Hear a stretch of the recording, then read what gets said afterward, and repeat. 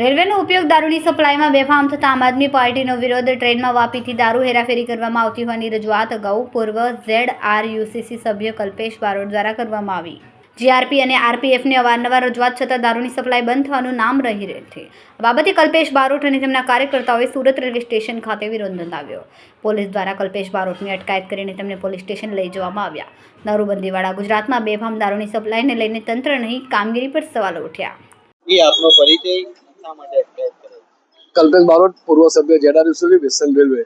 છેલ્લા ઘણા સમયથી સુરત રેલવેમાં દારૂની હેરાફેરીનું પ્રમાણ ખૂબ જ વધી રહ્યું હતું. ત્યારે જે કામ RPF અને રેલવે પોલીસે કરવું જોઈએ કામ જનતા દ્વારા કરવામાં આવતું હતું. છેલ્લા 15-20 દિવસમાં ઘણી વખત જનતા દ્વારા રેલવેમાં દારૂ પકડીને પોલીસે સોંપવામાં આવેલું છે. ત્યારે મારા દ્વારા રેલવે મંત્રાલયમાં રેલવેના ઉચ્ચ અધિકારીને વારંવાર રજૂઆત કરવામાં આવી છે કે સુરતમાં જે ટ્રેનો આવે છે એ ટ્રેનોમાં સૌથી વધારે દારૂ વાપી ખાતેથી ચલાવવામાં આવે છે અને જેનું વિતરણ સુરત ખાતે કરવામાં આવે છે.